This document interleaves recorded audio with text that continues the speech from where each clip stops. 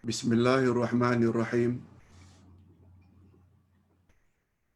Alhamdulillah nahmaduhu wa nasta'inuhu wa nastaghfiruh.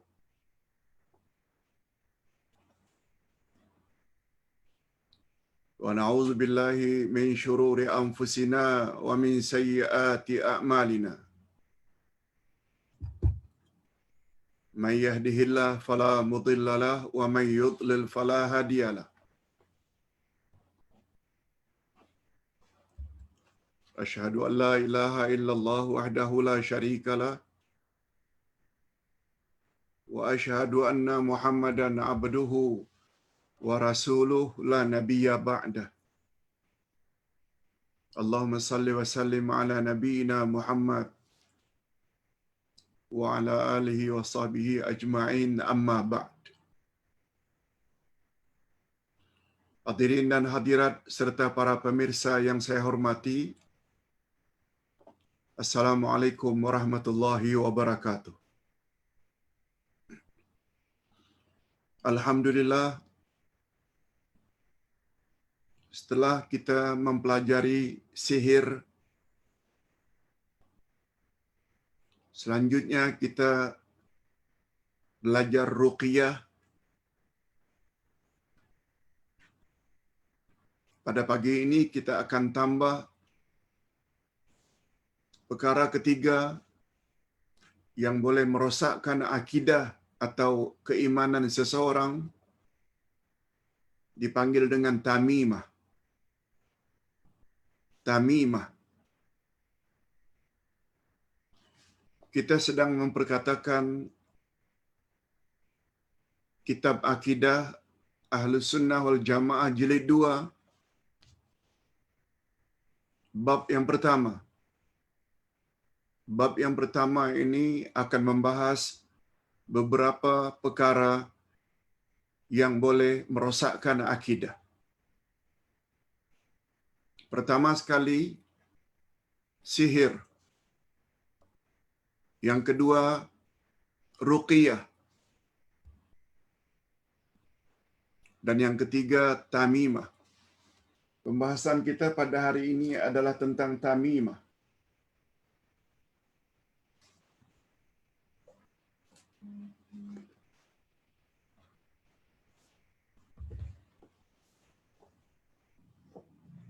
Berdasarkan buku 2, Akidah Ahlus Sunnah wal Jamaah jilid 2.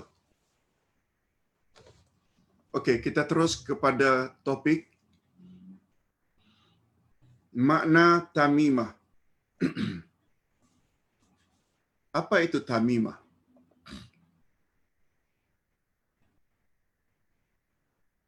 Tamimah jamaknya, pluralnya tamaim. Tamaim adalah jamak atau plural yang singularnya tamimah. Yang artinya menurut bahasa kita tangkal. Tangkal.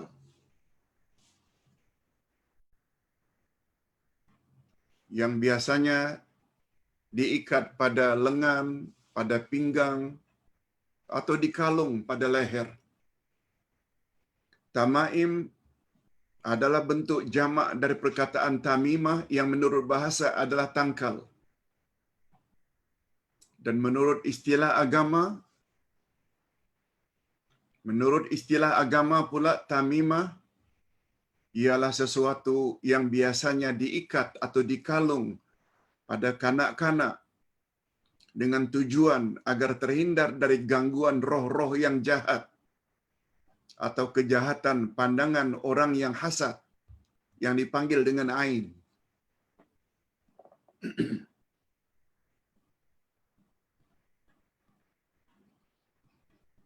Jadi untuk melindungi baby itu kadang-kadang orang akan kalungkan sesuatu atau ikat pada lengan baby benang-benang tertentu, warnanya,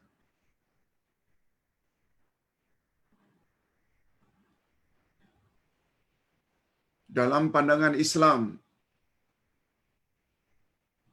walaupun yang digantung itu ayat Quran, walaupun yang dijadikan tangkal itu ayat-ayat Quran ditulis, digulung, semuanya itu adalah syirik. Sebab Nabi Muhammad sallallahu alaihi wasallam menyebut secara umum, inna tamaima syirkun, sesungguhnya tangkal azimat itu adalah syirik. Yang boleh jadi pelindung ini ayat-ayat Quran, yang boleh jadi pelindung kita zikir-zikir yang datang dari Nabi sallallahu alaihi wasallam adalah dalam bentuk bacaan, bukan digantung, bukan ditulis, diikat, dibaca. Menurut Ibnu Hajar, ini salah seorang ulama terkenal, tamimah atau tangkal ialah benang atau tali yang diikat pada kepala pada zaman jahiliyah, diikat di kepala. Jadi bukan hanya diikat di lengan, di pinggang atau dikalungkan, juga diikat di kepala. Di zaman jahiliyah, dengan keyakinan ia dapat menolak penyakit atau bencana yang akan menimpa. Tangkal biasanya digunakan oleh seseorang untuk salah satu dari dua tujuan berikut. Dua motifnya mengapa mereka pakai tangkal. Pertama, untuk menolak keburukan yang diperkirakan akan menimpanya, seperti sakit atau perbuatan jahat seseorang kepadanya sebelum perkara buruk itu terjadi. Kononnya sebagai pendinding atau pelindung. Tujuan ini sangat jelas kelihatan dari sikap mengikat atau mengalungkan atau menggantungkan sesuatu benda pada kanak-kanak, pada binatang ternak, atau di rumah tempat tinggalnya. Kadang-kadang gantung penyapu di atas pintu. Semuanya itu termasuk ke dalam tangkal yang hukumnya syirik. Yang kedua, kegunaannya untuk menolak keburukan yang sudah menimpa seseorang. Datang ke bomo, oh, kamu kena sihir. Kalau ingin mendapat rawatan daripada aku, kata bomo, kamu mesti pakai tangkal ini. Bawa selalu, letakkan dalam kereta, dan lain-lain bila kamu bepergian. Hakikat ini juga dapat dilihat dengan nyata sikap sesetengah orang yang mengadu rasa sakit pada badannya pada dukun, lalu dukun tersebut menyuruhnya supaya memakai tangkal tertentu supaya penyakitnya sembuh. Demikian makna tamimah. Sebenarnya ta'rif atau definisi tamimah atau tangkal di atas yang menjurus kepada mengikat tali atau benang pada kanak-kanak hanyalah sekedar contoh saja. Contoh saja. Atau ta'rif dengan misal. Ta'rif dengan contoh. Bukanlah maknanya tamimah atau tangkal hanya terbatas kepada tali atau benang saja. Bahkan orang-orang Arab di zaman jahiliyah telah menggunakan bermacam-macam benda untuk tujuan tangkal selain benang dan tali. Seperti umpamanya disebut dalam kitab-kitab akidah. Mereka orang-orang Arab jahiliyah gunakan tumit arnab. Kaki arnab bahagian bawah, tumitnya dijadikan tangkal. Kadang-kadang tulang, kadang-kadang taring. Sebagaimana yang kita lihat selalu, orang-orang asli, orang-orang di pedalaman Afrika orang-orang di pedalaman Kalimantan, orang-orang asli selalu mengalungkan taring-taring harimau atau taring-taring binatang buas. Semuanya itu dengan tujuan supaya mereka terhindar daripada gangguan makhluk halus. Yang mereka ikat pada badan mereka dengan tujuan agar terhindar dari ain atau pandangan jahat orang-orang yang hasad atau sihir. Ain. Allahu Akbar.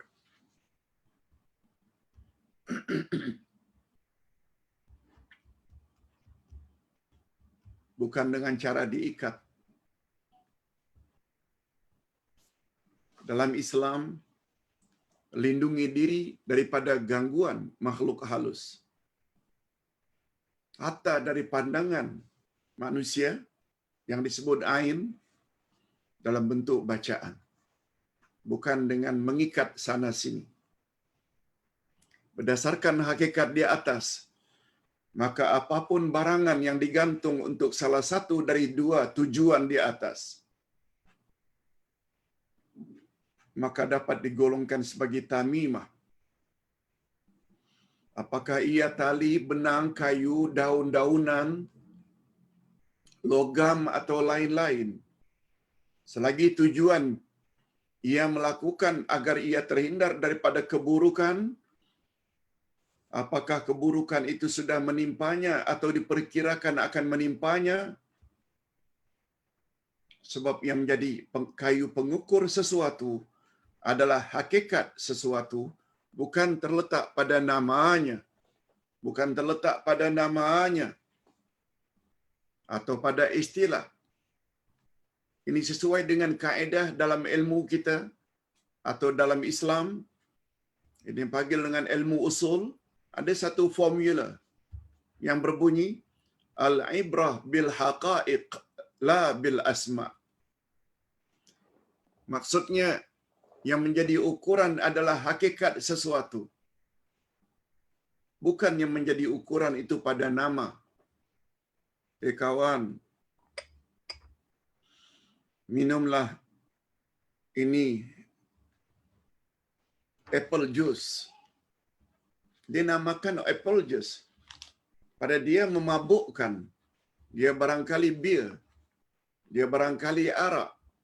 Apapun dia namakan, kalau benda itu tetap memabukkan, adalah haram hukumnya. Itu maksudnya. Jadi kawan, mari sini.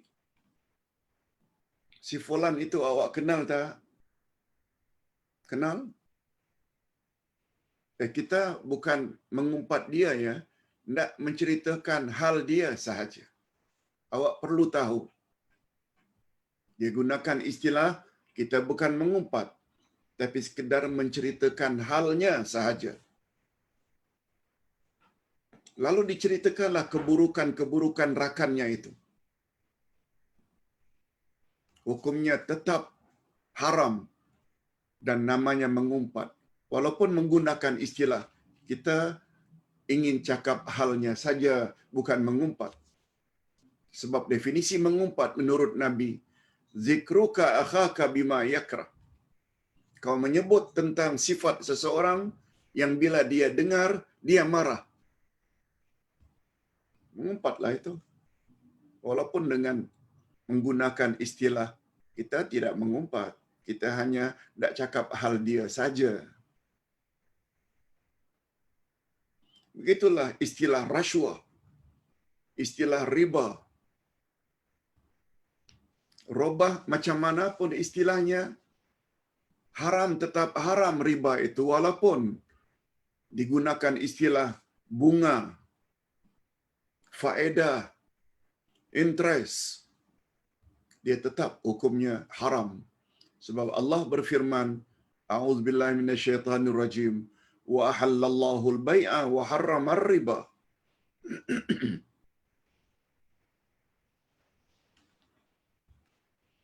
Kita teruskan. Oleh sebab itu, sebagaimana setiap minuman memabukkan adalah haram hukumnya, apakah ia dibuat dari perahan anggur ataupun selain daripada anggur, atau apapun nama minuman tersebut. Maka demikianlah juga halnya dengan tamimah atau tangkal. Ia bukan hanya terbatas pada benang, tali, tetapi juga termasuk seperti menggantung penyapu di atas pintu supaya syaitan tidak masuk. Daun-daunan, kain kuning atau kain hitam, kayu, besi, tembaga, kuku, taring, binatang buas, dan lain-lain. Okey, itu makna tamimah. Dalil pengharaman tangkal dari Al-Quran. Sungguh banyak ayat Quran dan hadis Nabi sallallahu alaihi wasallam yang menyebut tentang haramnya tangkal. Antara lain ini dia. Firman Allah. A'udzubillahi minasyaitonir rajim. Wa in yamsaska Allahu bidurrin fala kashifa lahu illa hu. Wa in yamsaska bi khairin fa huwa ala kulli syai'in qadir. Jika Allah menimpakan sesuatu kemudaratan kepadamu, maka tidak ada yang menghilangkannya melainkan Dia, yakni Allah. Dan jika Dia mendatangkan kebaikan kepadamu, maka Dia Maha Kuasa atas segala sesuatu. Al-An'am ayat yang ke-17. Ayat berikutnya, wa ma bikum min ni'matin faminallah summa idza massakumud dur fa ilaihi taj'arun summa idza kashafad dur ankum idza fariqum minkum bi rabbihim yusyrikun. Dan apa saja nikmat yang ada pada kamu, maka dari Allah lah datangnya. Dan bila kamu ditimpa oleh kemudaratan, maka hanya kepadanya lah kamu meminta pertolongan. Kemudian apabila Dia menghilangkan kemudaratan itu daripada kamu, maka tiba-tiba sebahagian daripada kamu mempersekutukan Tuhan dengan yang lain. Bila Allah dah selamat, dia buat syirik lagi. Ketika dia ditimpa musibah, minta pada Allah dengan ikhlas. Bila sembuh saja, buat syirik lagi. An-Nahl 53-54. Ayat-ayat di atas dengan jelas menunjukkan bahawa tidak ada satu pun kuasa yang menolak kemudaratan melainkan Allah. Dialah tempat semua hamba kembali. Tempat kita kembali mesti kepada Allah. Dan memohon pertolongan untuk mendatangkan kebaikan atau menolak kemudaratan. Hanya Dia saja yang mampu. Dia Maha Kuasa terhadap yang demikian. Apakah dengan sebab atau tanpa sebab.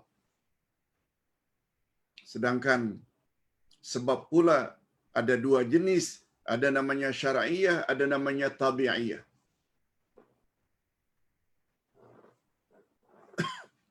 Ustaz ingin jelaskan secara ringkas saja, sebab pembahasan ini telah kita bahas pada buku 1.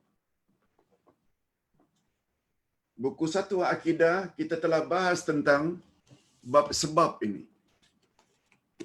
Ketika memperkatakan tentang iman pada takdir. Sebab ada dua.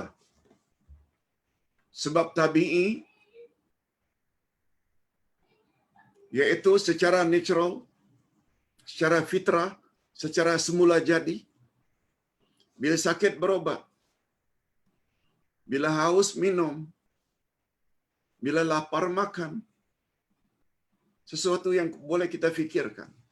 Bila haus kita ambil minuman, itu namanya mengambil sebab. Sebab yang menghilangkan dahaga adalah Allah, bukan minuman. Tapi minum perlu sebab minuman adalah sebab. Bila kita sakit berobat, dengan izin Allah akhirnya sembuh. Yang menyembuhkan kita adalah Allah, bukan obat. tapi obat tetap perlu diambil. Itu namanya sebab tabi'i.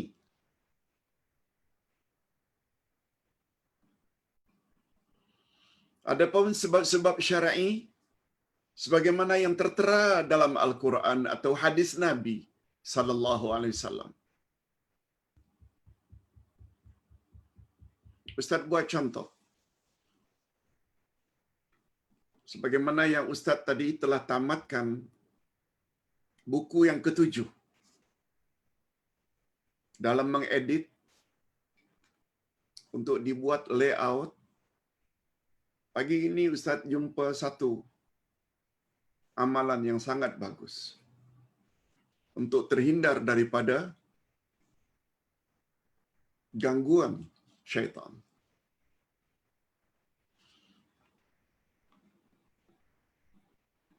Yaitu, ini sebab syar'i ya, dia tertera dalam hadis Nabi. Sabda Nabi sallallahu alaihi wasallam, barang siapa yang membaca 100 kali la ilaha illallah wahdahu la syarikalah lahul mulku wa lahul hamdu wa huwa ala kulli syai'in qadir. 100 kali. Niscaya Allah Subhanahu wa taala akan beri dia ganjaran pahala sama seperti memerdekakan 10 orang hamba sahaya.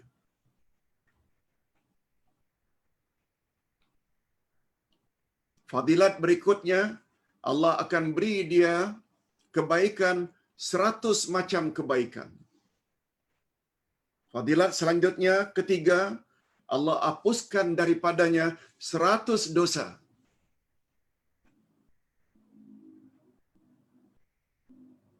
Bila dia baca 100 kali, la ilaha illallah wahdahu la syarikalah, lahul mulku wa lahul hamdu wa huwa ala kulli syai'in qadir. Kalau kita baca dengan betul, sekitar 7 ke 10 minit saja.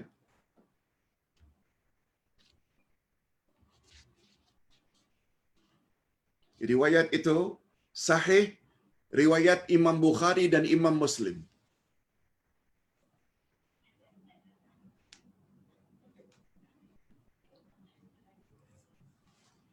Pagi ini, Ustaz terjumpa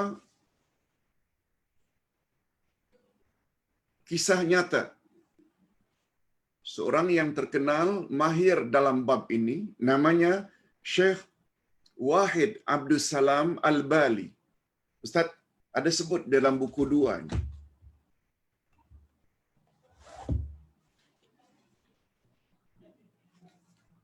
Beliau penulis kitab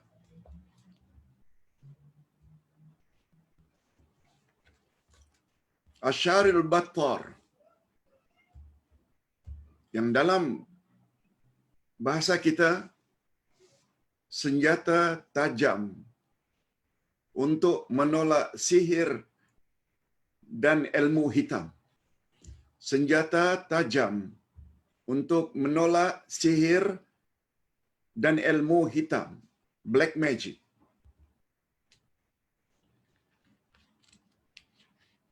Pengarangnya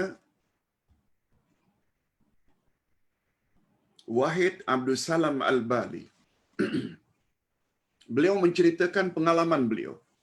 Bagus untuk kita jadikan iktibar. Ustaz dah tulis dia dalam buku yang Ustaz selesaikan pagi ini, buku yang ketujuh.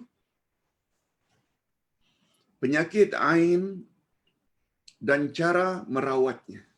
Itu topiknya. Itu judulnya. Apa kata beliau menceritakan?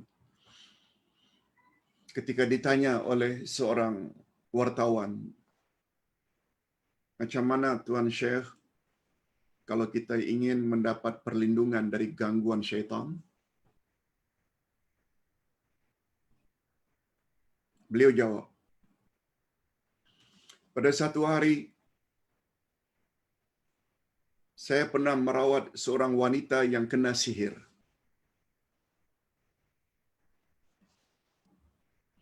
saya baca ruqyah, ayat-ayat Quran.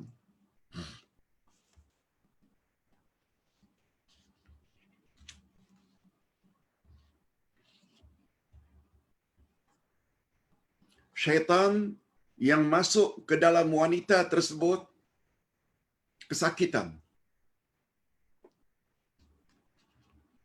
Dan Tuan Syekh berkata, keluar kamu dari tubuh wanita ini. Keluar kamu.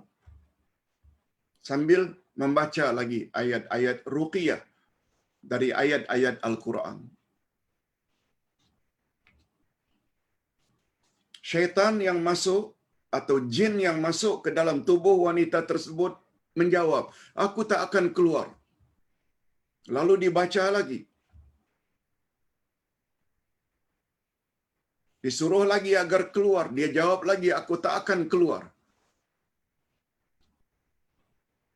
Berselang tidak begitu lama, jin tersebut berkata, aku hanya akan keluar dari tubuh perempuan ini dengan satu syarat. Dengan satu syarat. Tuan Syekh Wahid Abdul Salam Al-Bali bertanya, apa syaratnya? Apa syaratnya?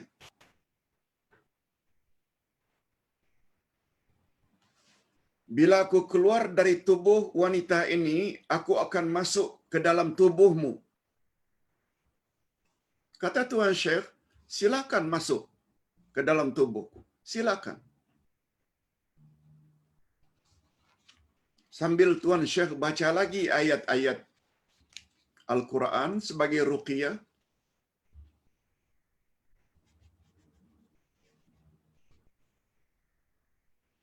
tak lama kemudian kedengaran jin tersebut menangis. Jin tersebut menangis.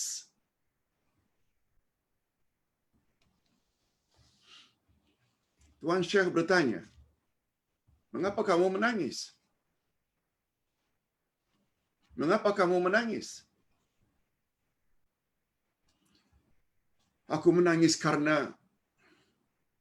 kamu pagi tadi telah membaca zikir La ilaha illallah wahdahu la syarikalah lahul mulku wa lahul hamdu wa huwa ala kulli syai'in qadir 100 kali. Lalu kata Syekh, aku pun menjawab, sadaqallah, sadaqa Rasulullah, sadaqa Rasulullah.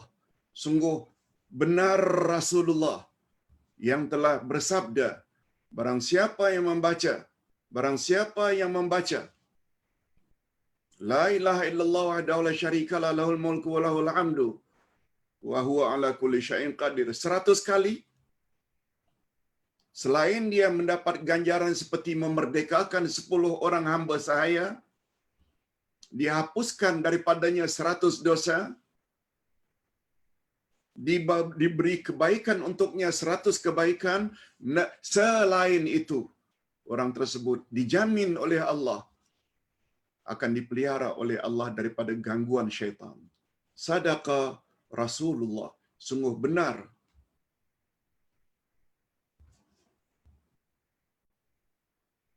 Begitu jawaban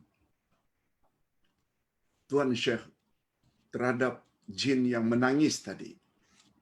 Dia tidak boleh masuk ke dalam tubuh Tuan Syekh tadi. Diberitahu, karena engkau telah mengamalkan zikir itu 100 kali pada sebelah pagi. Itu sebabnya mana-mana jin tidak boleh masuk ke atas kamu atau ke dalam kamu. Cuma Tuan Syekh Wahid Abdul Salam Al-Bali berkata,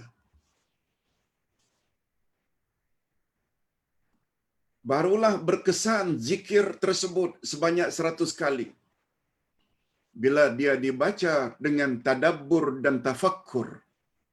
Tadabbur maknanya dia hayati maknanya. Tafakkur dia fikirkan akan kebesaran ilahi. Itu maknanya tadabbur, tafakkur. Bukan baca sekedar baca. ingin mendapat penjelasan lanjut, sila baca buku Ustaz. Yes, buku ini. Wirid Rasulullah pagi petang. Halaman 73. Yes, halaman 73.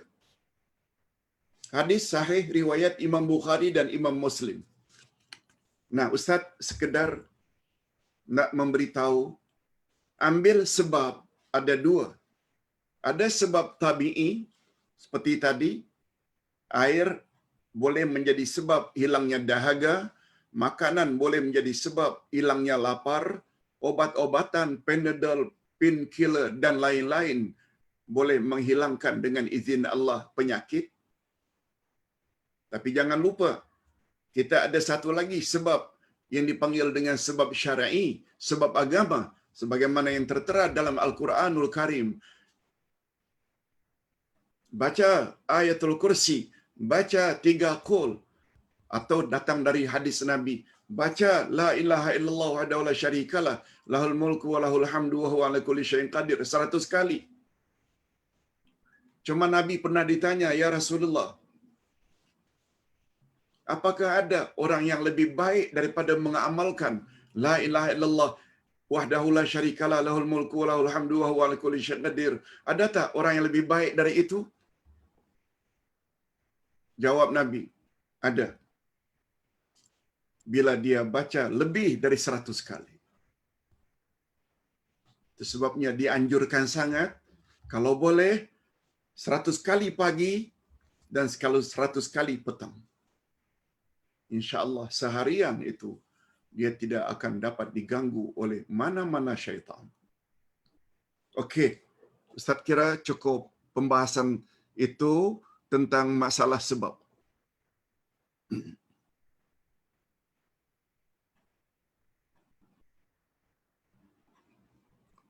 Okey, kita teruskan dengan tawakal kepada selain Allah. Sila lihat muka surat yang ke-36. Tawakal kepada selain Allah. Tawakal kepada selain Allah terbagi kepada dua. Kita mesti bertawakal kepada Allah. Ingat, mengapa mesti bertawakal kepada Allah?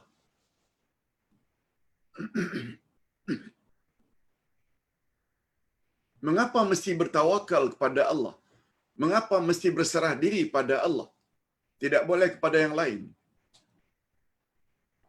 Mungkin hadirin dan hadirat serta para pemirsa boleh jawab. Mengapa tawakal mesti kepada Allah?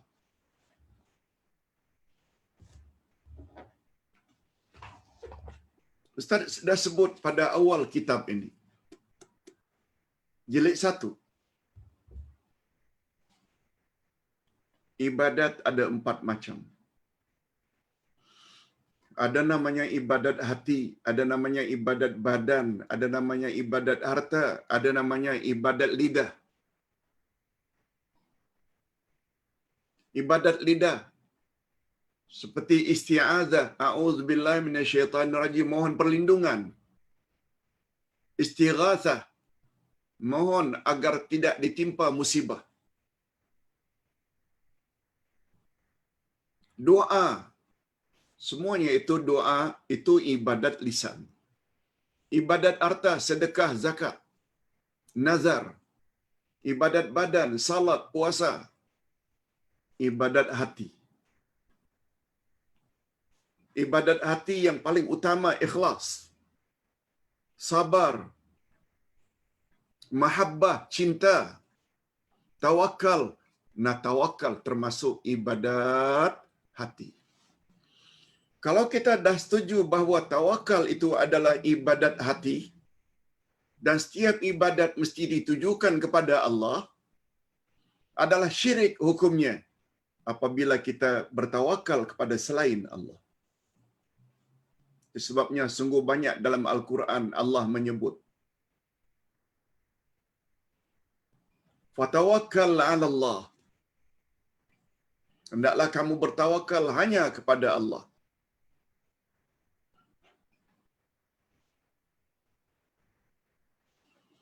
Fa'alaihi tawakkalu in kuntum muslimin. Kita boleh lihat pada ayat 84 surat Yunus. Sungguh banyak ayat-ayat menyuruh kita agar bertawakal kepada Allah. Tawakal kepada selain Allah hukumnya syirik. Macam mana penjelasannya Pak Ustaz? Tawakal kepada selain Allah terbagi dua. Ini dia yang ingin kita jelaskan. Tawakal kepada selain Allah terbagi pada dua. Jadi Ustaz ambil daripada satu kitab khas tentang tamimah yang namanya At-Tamaim fi Mizanil Aqidah. Tamimah menurut kacamata akidah. Tangkal menurut kacamata akidah. Apa kata pengarangnya? Tawakal dalam perkara-perkara yang makhluk tidak mampu menunaikannya kecuali hanya kepada Allah. Tawakal yang manusia tidak mampu mengkabulkannya kecuali hanya Allah. Contoh, bertawakal kepada roh orang-orang yang sudah mati. Bertawakal kepada wali Syekh Abdul Qadir Jalani, kepada Syekh Badawi, kepada Syekh Sanusi, kepada Syekh Rifai, kepada Abuya Asy'ari. Bila tawakal, bawa gambar di mana-mana. Gambar Abuya. Bila itu tawakal supaya dapat keselamatan. Contoh bertawakal kepada roh orang-orang yang sudah mati dengan mengharapkan agar mereka mendapat memenuhi hajatnya, murah rezekinya, pertolongannya. Perbuatan ini termasuk ke dalam syirik besar. Syirik besar. Karena tidak ada yang dapat melakukannya melainkan Allah. Hati-hati. Bertawakal kepada orang-orang saleh padahal mereka sudah meninggal dunia.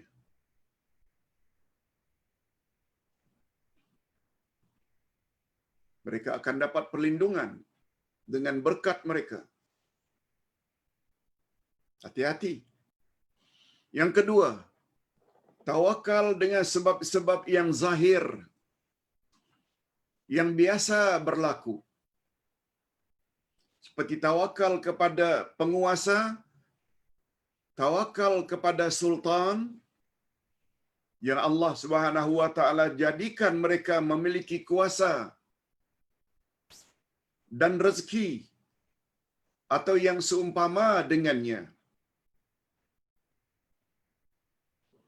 Tawakal jenis ini termasuk syirik khafi. Syirik khafi iaitu syirik yang tersembunyi.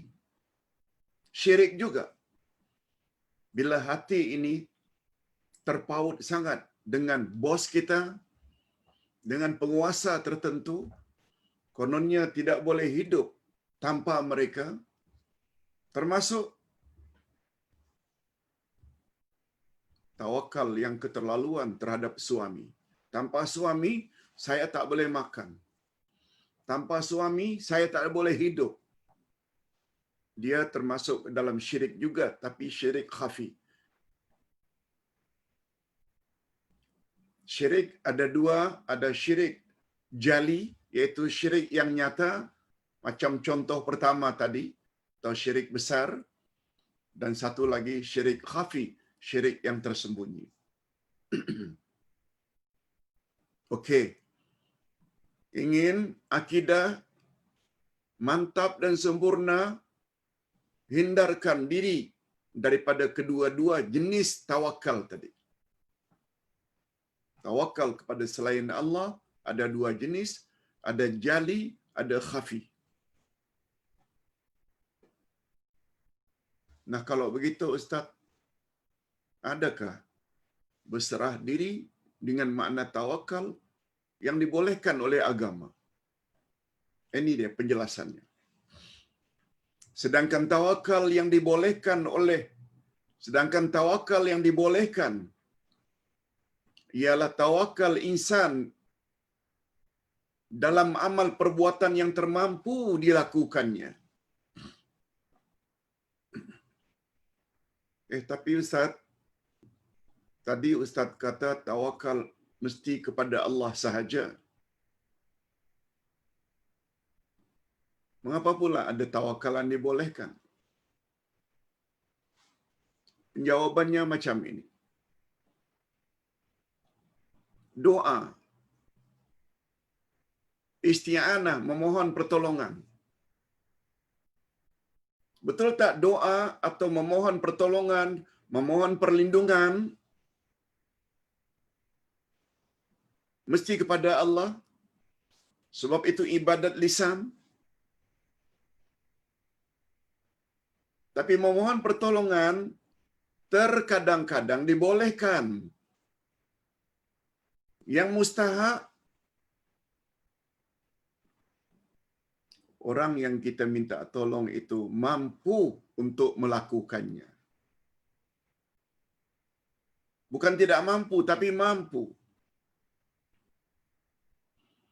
Boleh tak tolong awak pinjamkan saya RM100? Saya perlu sangat.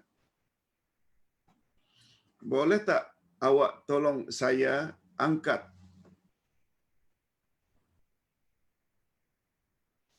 almari,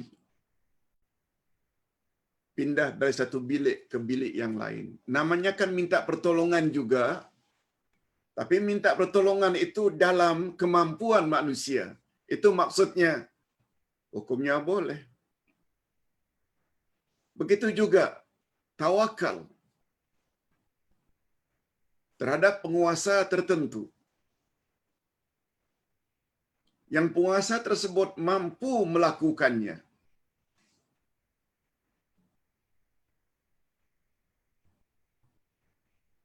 Pak Ustaz, boleh tak tolong anak saya ingin belajar di Madinah, cuma disyaratkan oleh pihak kedutaan Arab Saudi mesti ada tazkiyah, recommendation, tazkiyah. Dan tazkiyah itu pula perlu dari orang yang pernah belajar di Islamic University Madinah. Akan lebih berlaku. Lalu Ustaz pun tolong beri tazkiyah. Tolong macam ini tak salah sebab Ustaz mampu. Ustaz memang lulusan sana. Bukan hanya belajar 8 tahun di sana, bekerja pula di kedutaan Arab Saudi 30 tahun. Buat tazkiyah. Saya kenal pelajar yang bernama ini, pasport number sekian, warga negara sekian. Beliau adalah anak yang baik, yang telah mempunyai kelulusan yang baik pada tahun sekian. Dan saya sokong agar beliau dapat belajar di Madinah. Sokongannya tak semestinya diterima oleh pihak berkenaan. Ini namanya tazkiyah atau recommendation. Minta tolong juga namanya. Tapi Ustaz mampu melakukannya. Ini tidak syirik. Sama halnya dengan tawakal tadi. Ustaz ulang sekali lagi. Sedangkan tawakal yang dibolehkan ialah tawakal insan dalam amal perbuatan yang termampu dilakukannya. Namun demikian ia tidak boleh bertawakal kepada perbuatan tersebut.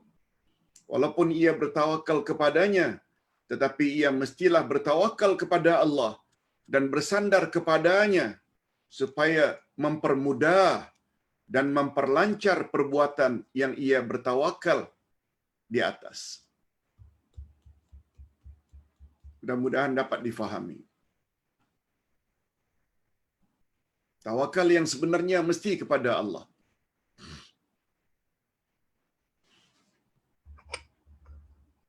Bila haus kita minum, kita ambil sebab yang dibolehkan, yaitu minum air.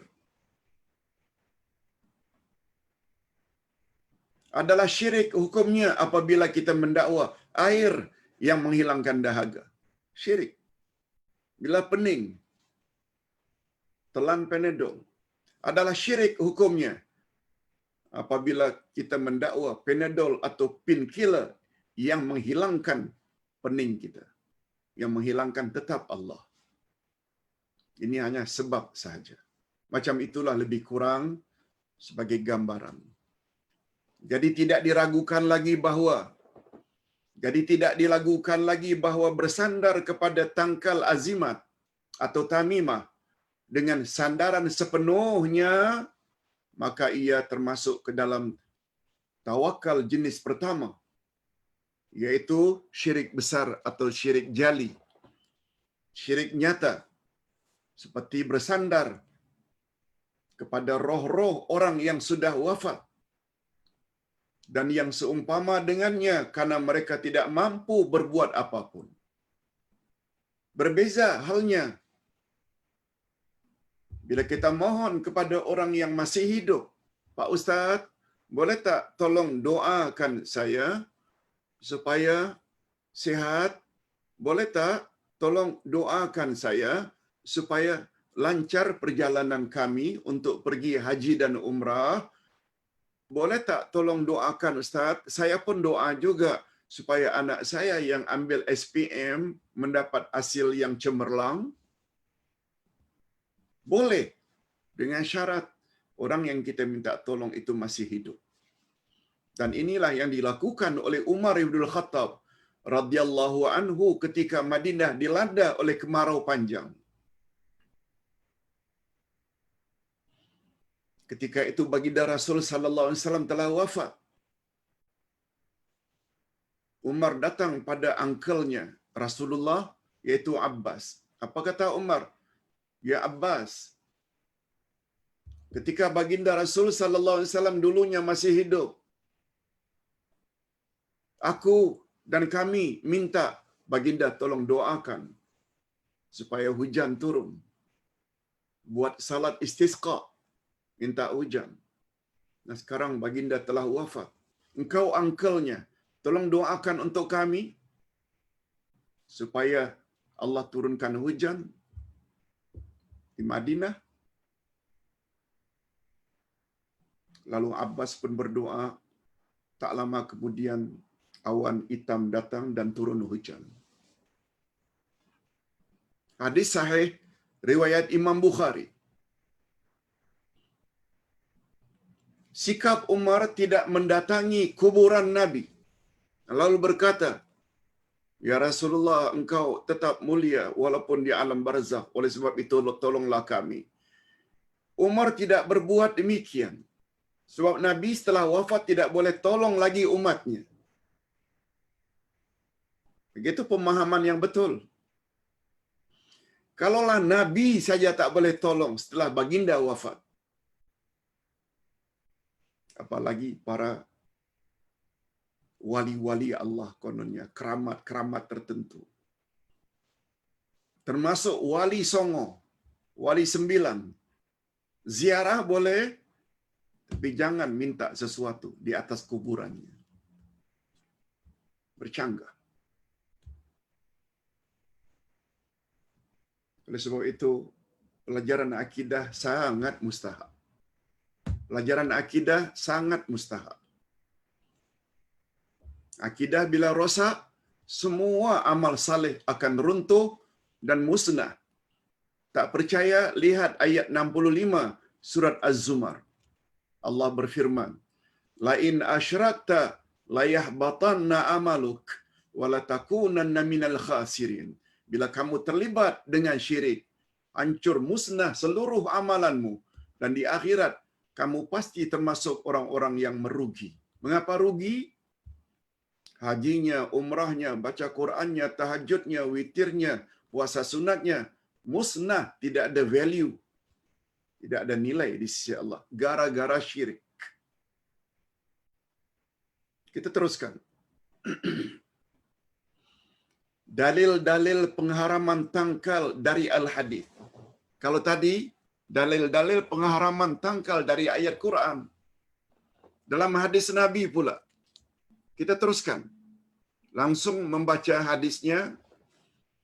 An Uqbah bin Amir radhiyallahu anhu anna rahtan aqbalu ila Rasulillah sallallahu alaihi wasallam fabaya'a tis'atan wa amsaka an wahidin faqila ya Rasulullah bay'ata tis'ah wa amsakta an hadha qala inna alaihi tamimatan fa adkhala yadahu faqata'aha fa bay'ahu wa qala man 'allaqa tamimatan faqad asyraka.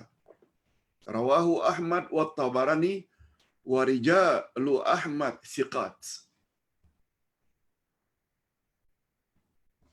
Daripada Uqbah bin Amir radhiyallahu anhu bahwa sekumpulan sahabat telah menghadap Rasulullah sallallahu alaihi wasallam lalu baginda membaiat 9 daripada mereka. Baiat maknanya buat aku janji memeluk Islam. Ustaz ringkaskan sajalah. 10 orang jumpa Nabi untuk dibaiat karena ingin memeluk Islam.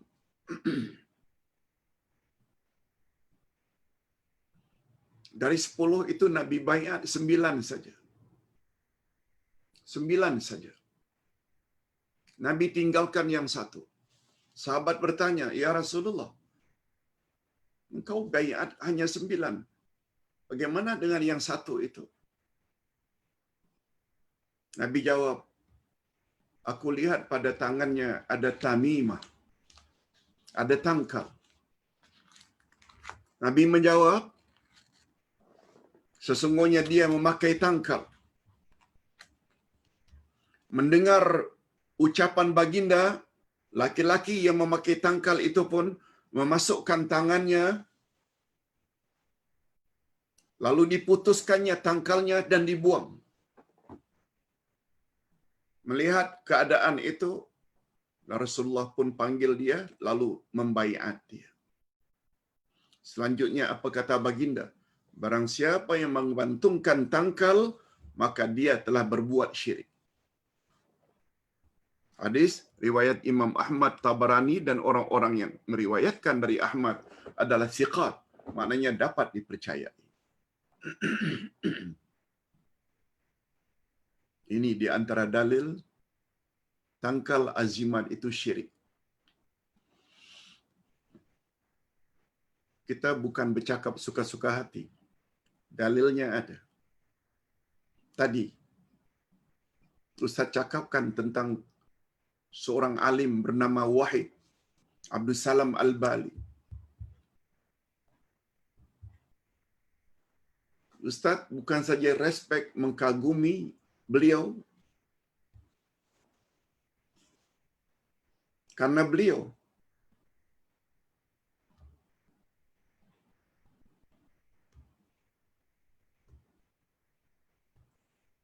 orang Arab Saudi yang tinggal di Jeddah, mengarang kitab pula yang Ustaz selalu baca. Bukan ta'assub beliau, kan? Tapi beliau menjelaskan pengalaman beliau berpandukan hadis Nabi, riwayat Bukhari dan Muslim. Siapa yang membaca la ilaha illallah wahdahu la syarikalah lahul mulku wa lahul hamdu wa huwa ala kulli syai'in qadir 100 kali, fadilatnya selain mendapat pahala seperti memerdekakan 10 orang hamba sahaya, akan mendapat kebaikan, 100 kebaikan, akan dihapuskan 100 macam dosa. Selain itu, dia akan terhindar dari gangguan syaitan seharian. Ustaz tadi dah jelaskan kisahnya dengan panjang lebar. Begitu jin tersebut menangis, ditanya, mengapa kamu menangis? Masuklah ke dalam diriku, kata syekh tersebut. Aku tidak dapat memasuki dirimu. Sebab barang siapa membaca zikir itu 100 kali pada satu hari, syaitan, jin tidak akan dapat masuk. Nah, yang Ustaz tertarik itu rujukannya. Pengalaman beliau. Tapi ada rujukannya. Itu sebabnya Ustaz ingin ingatkan, kalau kita umpamanya jadikan seseorang sebagai idola, bukan sekedar mendengar apa yang dia cakap. Lagipun apa yang dia cakap dia kata, ulama itu, ulama itu, ulama itu. Okey. Dia telah bermimpi. Ingat, mimpi dalam akidah Islamiyah, Ahlu Sunnah wal Jamaah, tidak boleh dijadikan asas dalam kita berakidah dan beramal. Mimpi balan jadi dari Allah, barangkali dari syaitan, barangkali hanya permainan tidur. Kata syekh ini, itu kata manusia yang tidak maksum. Tapi kalau kata Allah, kata Rasul, sahih pula riwayat Bukhari dan Muslim, yang kita itu rujuk ke situ tu. Sebabnya jangan mentang-mentang seseorang cakap saja langsung percaya. Cakap saja langsung percaya. Bukan percaya saja, forward pula. WhatsApp, Telegram. Padahal kedudukan hadis tersebut, kalaupun dikatakan hadis, belum tentu sahih. Kita dah banyak cerita sebelum ini tentang fadilat selawat. Kononnya apabila baca selawat tersebut, murah rezeki. Bila baca selawat tersebut, bila meninggal dunia, Nabi Muhammad akan mengalu-alukan kedatangannya dalam kubur. Dari mana ini semua? Dalam akidah, perkara gaib tidak boleh dijadikan pegangan kecuali dari sumbernya Quran atau sunnah Nabi sallallahu alaihi wasallam, bukan cakap-cakap si anu dan si itu. Ingin memiliki akidah yang murni, mesti ikut cara ini, bukan dengan cara itu. Na'udzubillah min dzalik. Kita teruskan. Hampir 1 jam kita sudah bercakap.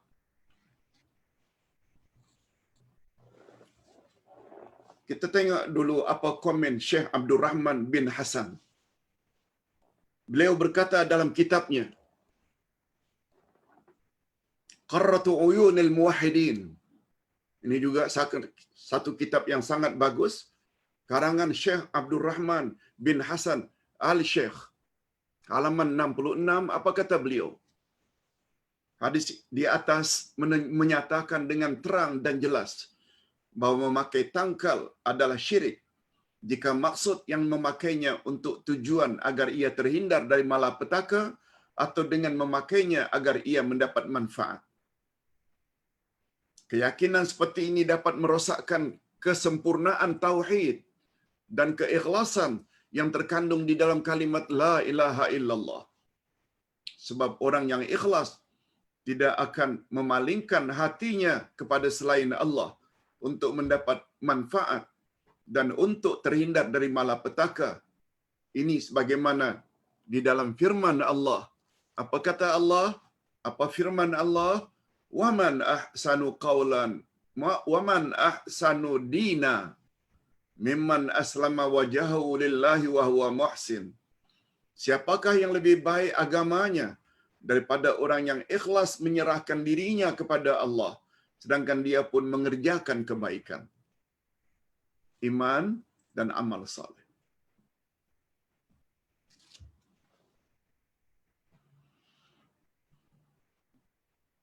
Apa komen Syekh Wahid Abdul Salam Al-Bali tadi? Zikir la ilaha illallah wahdahu la syarikalah lahul mulku wa lahul hamdu wa huwa ala kulli syai'in qadir 100 kali. Ini adalah benteng utama supaya kita jangan diganggu oleh makhluk halus. Syaitan, jin. Mengapa beliau menggunakan istilah benteng utama? Ustaz terfikir ketika menulis, ini tidak bermakna tidak ada benteng yang lain. Semua kita tahu 10 ayat dalam surat Al-Baqarah juga tertera di dalam buku wirid yang bila diamalkan pagi dan petang, Allah akan lindungi dirinya yang membaca, ahli keluarganya dan hartanya dari perkara-perkara yang tidak elok. Juga hebatnya, powernya Ayatul Kursi, juga hebatnya, powernya 3 Qul. Mengapa beliau gunakan istilah bahawa la ilaha illallah wa la syarika lah, lahul mulku wa lahul hamdu wa huwa ala kulli syai'in qadir, benteng utama? Terfikir oleh ustaz. Pertanyaan Aisyah radhiyallahu anha. Ya Rasulullah, sekiranya saya merasakan malam itu tu malam Lailatul Qadar, apa yang patut saya baca? Nabi ajar, quli, bacakan olehmu, Allahumma innaka afuun tuhibbul afwa fa'fu anni. Ada riwayat, Allahumma innaka afuun karimun tuhibbul afwa fa'fu anni. Baca banyak-banyak bila kamu rasa malam itu Lailatul Qadar. Artinya, ya Allah, Engkau adalah Maha Pemaaf, Engkau suka kepada kemaafan. Oleh sebab itu, maafkanlah kami.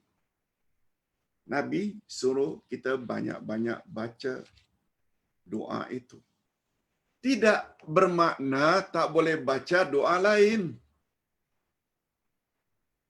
Nabi apabila fokus menyuruh sempena malam itu baca doa itu, maknanya itulah doa yang paling utama. Tidak menafikan yang kita juga boleh memohon permohonan yang lain-lain. Apalagi semalam kita dah sebut dah. Di malam Lailatul Qadar itulah malam penentuan takdir setahun mendatang. Yang disebut dengan takdir hauli, takdir tahunan. Nah, dalam hal ini, membaca la ilaha illallah wa la syarika lah, lahul mulku wa lahul hamdu wa huwa ala kulli syai'in qadir 100 kali. Tidak menafikan ruqyah-ruqyah, bacaan-bacaan yang lain juga bagus. Tapi ini memberi isyarat. Itu adalah wirid yang sangat penting sampai mendapat pengakuan dari jin. Mana-mana jin tidak akan dapat mengganggu, apalagi memasuki tubuh, sehingga seseorang itu histeria, sehingga seorang itu menjadi kesurupan, adalah la ilaha illallah wa la syarika lah, lahul mulku wa lahul hamdu wa huwa ala kulli syai'in qadir. Tapi dengan syarat, baca dengan tadabbur dan tafakkur.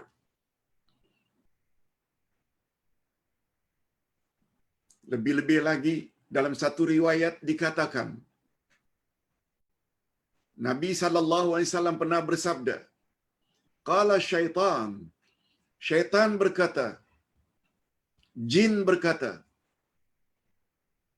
Apa kata syaitan jin? Halaqtun nasa bizzunub. Halaqtun nasa bizzunub. Cara aku membinasakan manusia ialah dengan menggalakkan mereka buat dosa. Zina, judi, minum arak, rasuah, menipu, makan riba. Itu cara syaitan membinasakan dan menghancurkan manusia. Tapi sambungannya, walakin halakuni biqauli la ilaha illallah wal istighfar. Syaitan berterus terang. Tetapi cara manusia menghancurkan aku, cara manusia membinasakan aku, yaitu dengan la ilaha illallah dan astaghfirullah. Ini yang perlu kita perbanyakkan setiap hari. Zikir yang kita baca tadi habis subuh itu la ilaha illallah. Ditambah lagi la ilaha illallah wahdahu la syarikalah lahul mulku wa lahul hamdu wa huwa ala kulli syai'in qadir. Itu lengkapnya. Tapi itu tetap la ilaha illallah diawali. Apalagi sampai diikuti dengan astaghfirullah. Astaghfirullah atau astaghfirullah istighfar panjangnya. Astaghfirullahalazim alladzi la ilaha illa huwal hayyul qayyum wa atubu ilaih. Boleh al-hayyul qayyum, boleh al-hayyal qayyum birahmat. Astaghfirullahalazim alladzi la ilaha illa huwal hayyal qayyum wa atubu ilaih. Boleh Astaghfirullahalazim alladzi la ilaha illa huwal hayyul qayyum wa atubu ilaih juga boleh. Kedua-dua jawaban itu dibenarkan. Terlalu panjang bila ustaz tidak jelaskan mengapa sebab al-hayyu al-qayyum, bacaan lain pula al-hayya al-qayyuma, terlalu panjang penjelasannya.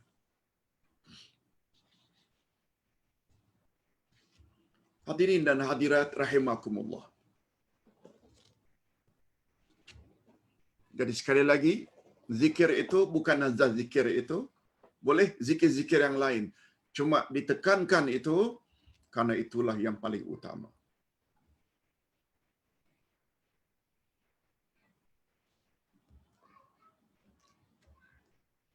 Hadirin dan hadirat rahimakumullah.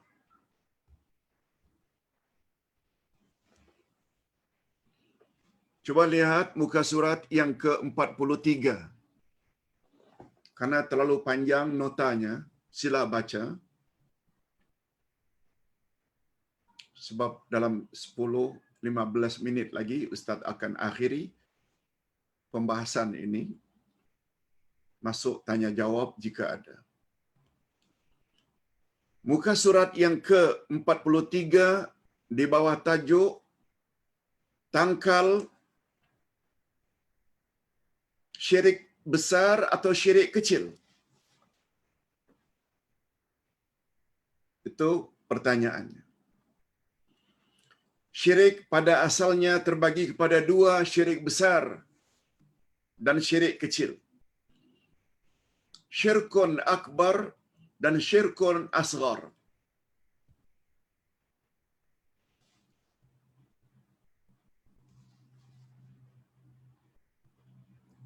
Ditinjau dari sudut lain pula, ada yang nyata dan ada yang tersembunyi. Itu ada syirik jali, ada syirik khafi. Kita dah jelaskan tadi di atas.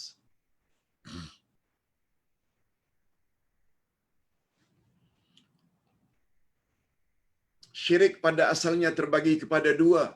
Pertama syirik besar, yang kedua syirik kecil. Lalu bagaimana dengan tangkal atau tamimah? Apakah ia termasuk ke dalam syirik besar atau syirik kecil? Ditinjau dari satu sudut, terdapat beberapa faktor yang boleh menyebabkan terjadinya syirik. Pertama, syirik ucapan. Ini dipanggil dengan syirkun fil alfaz, lafaz.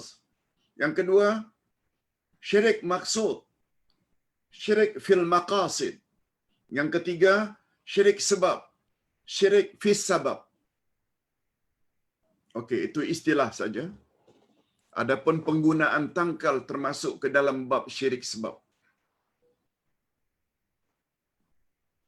Menggunakan tangkal, dia termasuk ke dalam syirik sebab.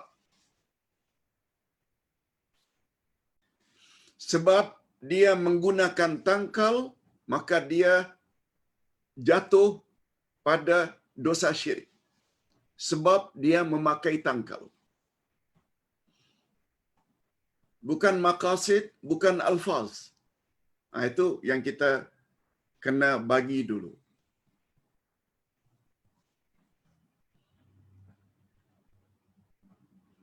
Kalau syirik dalam lafaz ini dia sebut.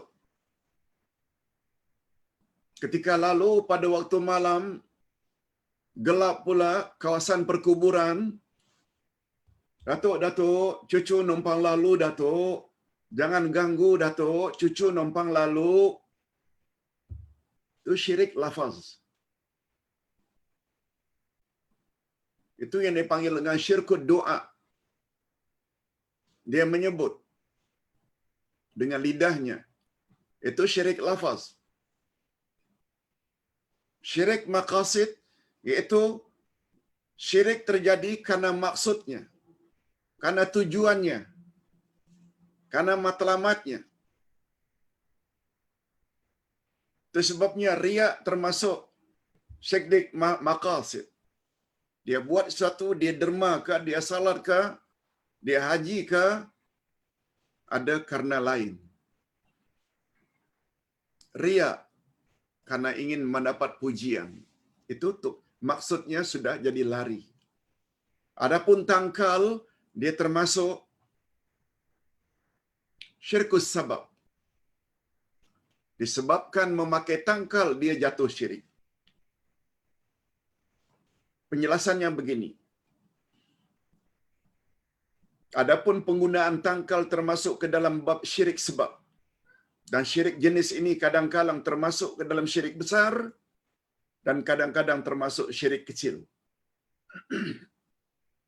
Oleh sebab itu jika kita tidak boleh menghukumkan, oleh sebab itu kita tidak boleh menghukumkan memakai tangkal itu syirik besar atau syirik kecil secara mutlak.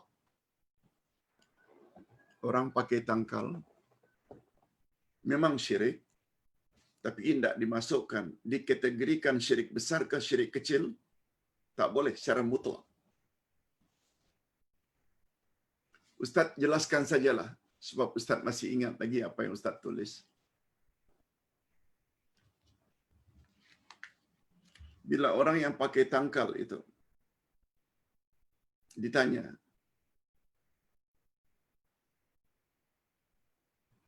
untung saya pakai tangkal.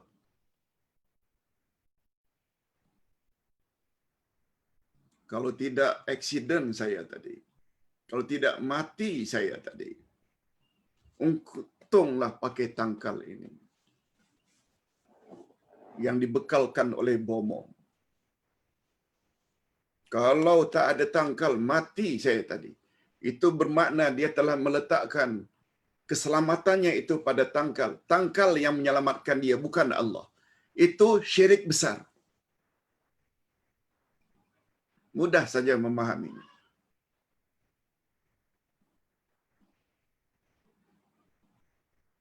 Tapi bila dia mengatakan, untung saya pakai tangkal ini, saya akhirnya selamat.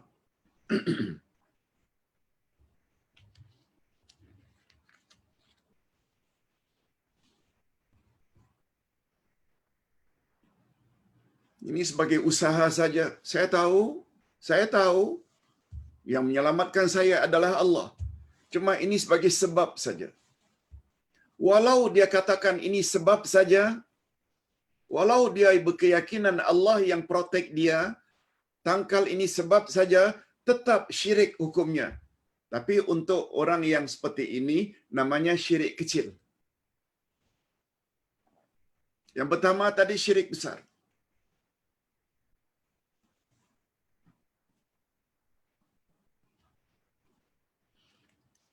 Kalau ditanya mengapa memakai tangkal jadi syirik juga walaupun itu syirik kecil?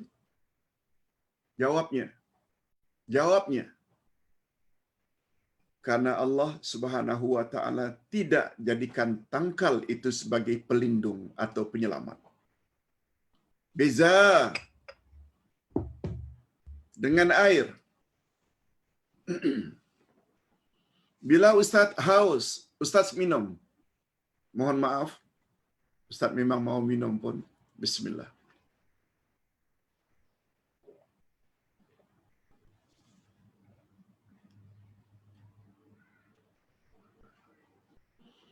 Bila minum, dahaga hilang.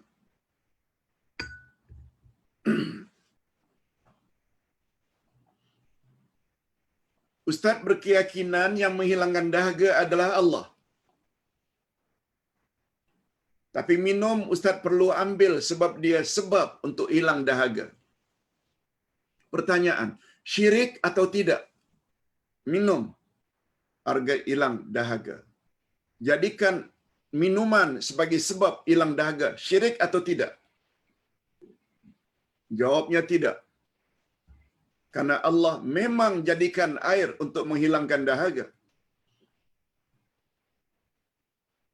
Syirik tak kita ambil makanan, kita kunyah, kita telan untuk mendapatkan kenyang.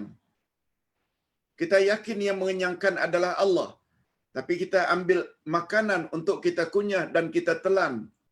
Syirik atau tidak? Jawabnya tidak. Sebab Allah memang jadikan makanan sebagai sebab untuk kenyang.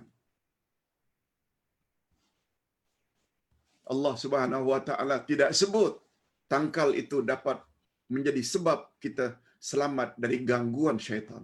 Allah tidak sebut. Malah Nabi sallallahu alaihi wasallam dengan tegas menyebut, innat tamaima syirkun, tangkal ajimat adalah syirik. Begitu pemahamannya.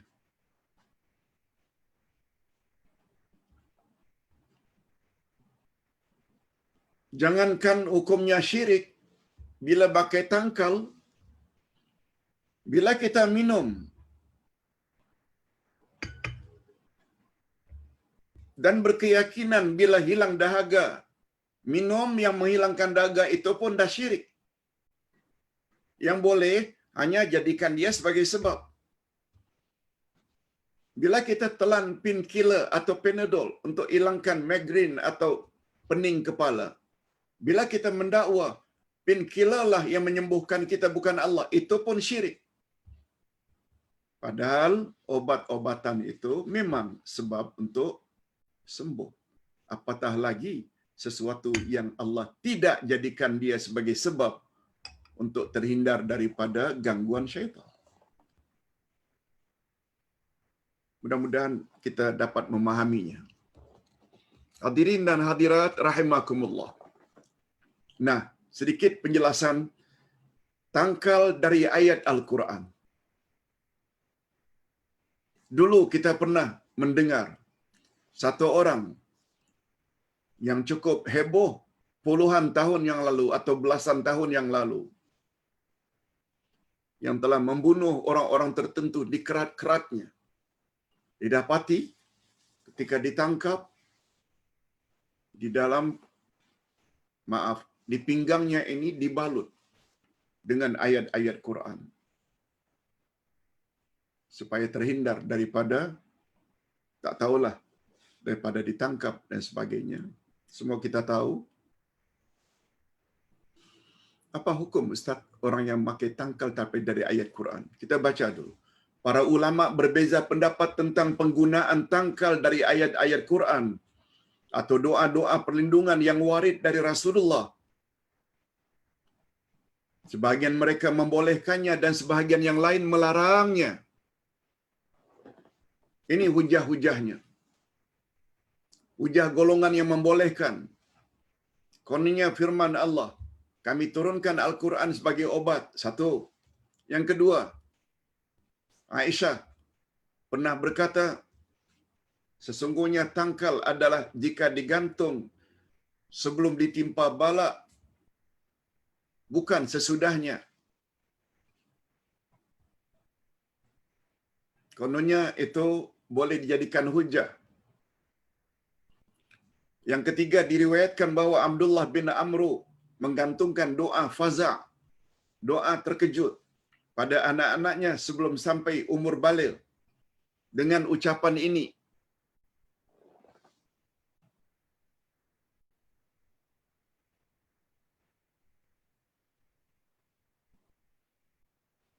Itu hujah orang yang mengatakan boleh. Nah, sekarang kita ingin dengar pula hujah orang yang melarang. Pertama sekali larangan Rasul memakai tangkal sifatnya umum. Umum.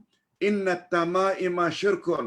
Sesungguhnya tamimah, tangkal azimat adalah syirik. Bentuknya umum. Termasuk tangkal dari ayat-ayat Quran dan doa-doa dari Rasulullah.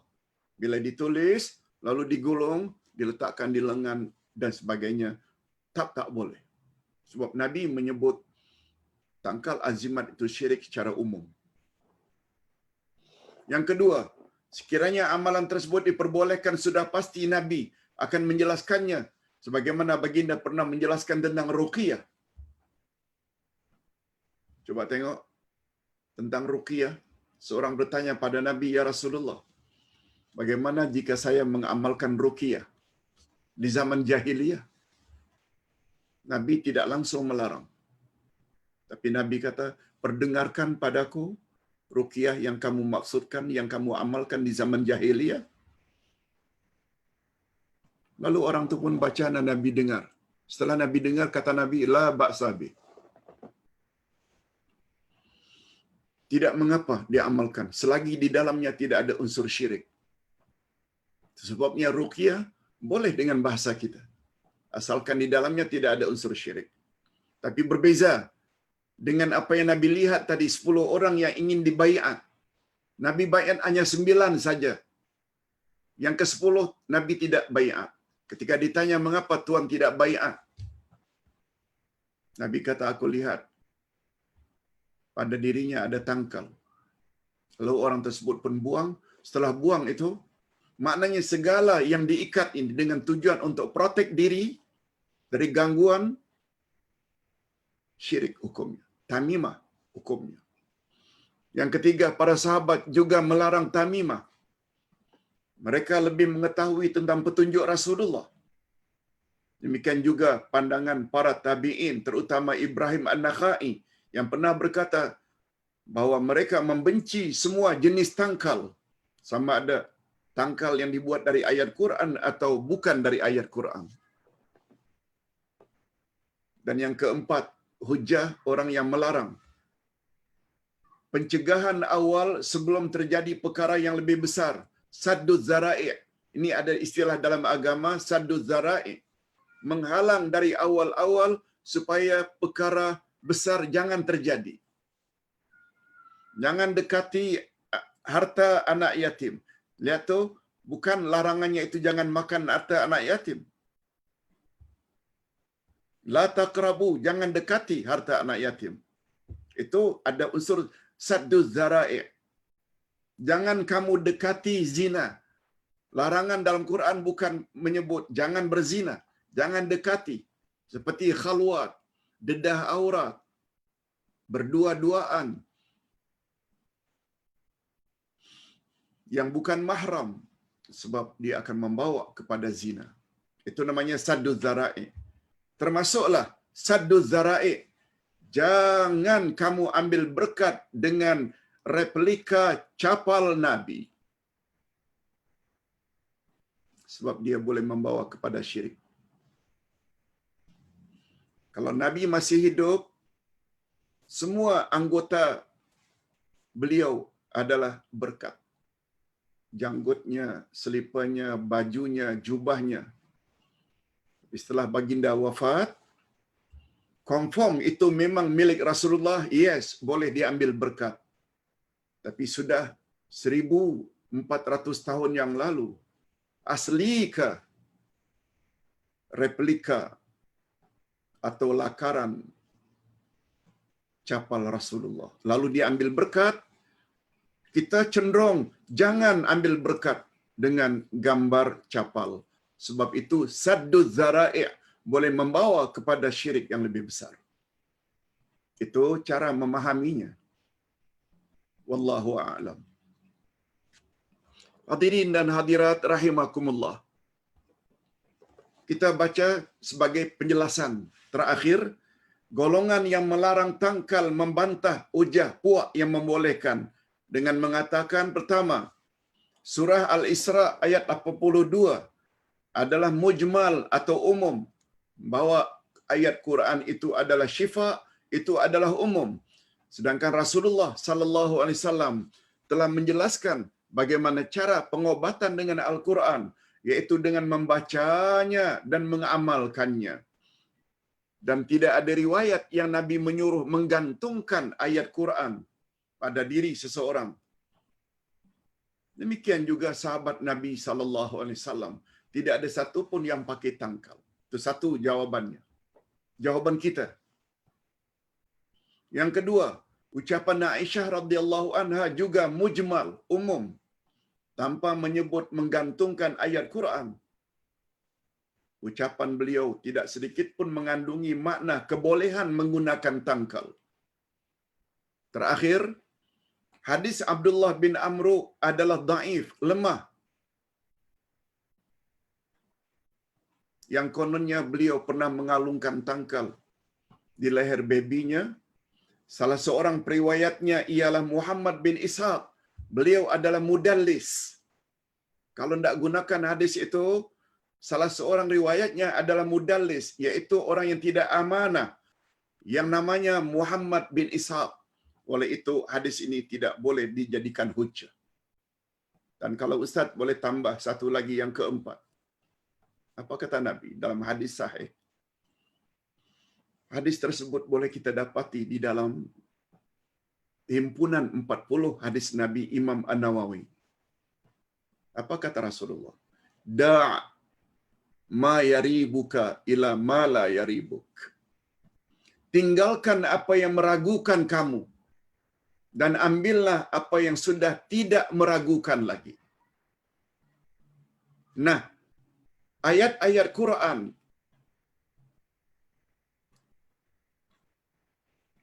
sebagai syifa dalam bentuk bacaan, kita tak ragu lagi. Kita tak ragu lagi. Ayat Quran ditulis dengan tangkal, minima paling kurang kita kata itu meragukan. Hadis tersebut mengatakan, da' ma yaribuka ila ma la yaribuk. Tinggalkan apa yang meragukan kamu dan ambillah apa yang sudah tidak ragu lagi, yaitu protek diri dengan bacaan demi bacaan, sama ada ayat Quran atau hadis-hadis Nabi sallallahu alaihi wasallam. Oleh sebab itu, bacaan pada wirid Rasulullah pagi petang, bacaan pada buku munajat, Masya Allah, buku ini sangat laris. Ustaz dah cetak sampai hampir 8,000 habis terjual. Alhamdulillah, ini amalan yang pasti. Mudah-mudahan kita mendapat perlindungan daripada Allah Azza wa Jalla. Nah, kita berbalik kepada pertanyaan jika ada. Wabillahi taufiq wal hidayah. Wassalamualaikum warahmatullahi wabarakatuh.